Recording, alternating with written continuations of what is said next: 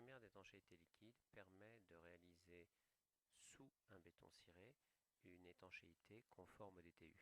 Il va s'appliquer sur plusieurs supports, support poreux ou support fermé.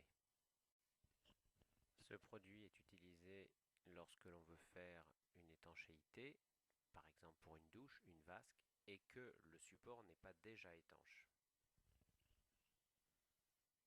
Il est applicable sur la plupart des supports, béton, mortier, plâtre, plaque de plâtre cartonnée, faïence, carrelage ou encore panneaux dérivés de bois. C'est un produit liquide qui, après durcissement, forme une étanchéité conforme au DTU, c'est-à-dire une membrane étanche, souple, élastique et résistante à la fissuration. Dans une certaine mesure, bien entendu, reportez-vous à nos fiches techniques. La surface doit bien entendu être propre, dépoussiérée, saine, débarrassée des parties non adhérentes.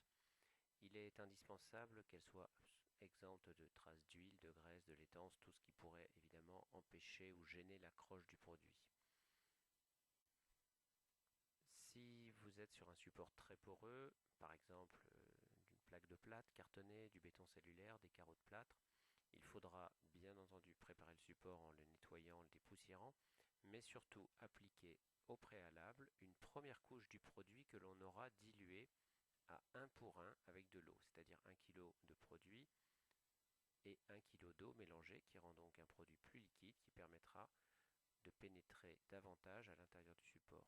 Ensuite, les deux couches traditionnelles que nous allons vous présenter seront appliquées.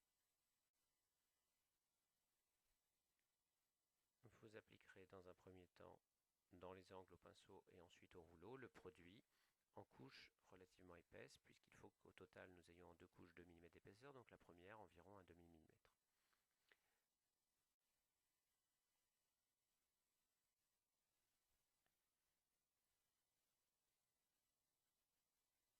L'application de la bande de renfort se fait dans les endroits sensibles, les angles par exemple, ou aussi au droit d'une ancienne fissure que l'on aurait d'abord rebouchée, mais cela permet d'avoir une petite sécurité supplémentaire.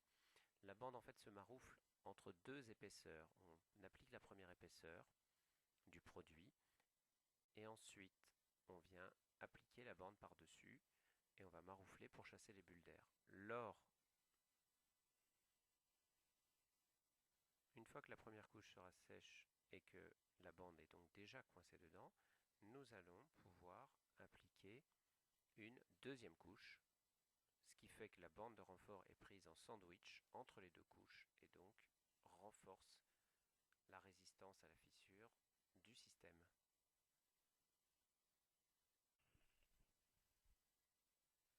L'application se fait donc de façon relativement chargée et la façon de savoir que l'on a bien déposé l'épaisseur nécessaire, à savoir un demi-millimètre par couche, donc 1 mm au total, est tout simplement de regarder la consommation que l'on fait de produit par mètre carré.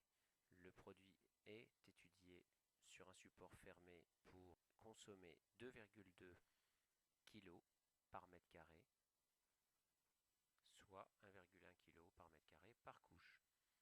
Ceci sur un support fermé, c'est-à-dire que si vous avez dû faire préalablement une presse de préparation diluée à 1 pour 1, il faudra compter un peu plus de produit pour bien fermer le support. Appliquez de façon croisée le produit pour être sûr de bien l'étaler partout et surtout de façon continue et régulière pour obtenir 1 mm en deux couches, donc un demi-millimètre par couche. N'oubliez pas que la couche préalable, qui revient donc à travailler le produit en trois couches, est utile pour un support très poreux afin que le produit pénètre bien et assure une parfaite étanchéité et une bonne résistance en cas de défaut du support ultérieurement. La deuxième couche devra être appliquée 24 à 48 heures après la première, pas trop longtemps après non plus pour qu'il n'y ait pas de risque que le film de la première couche soit endommagé et pour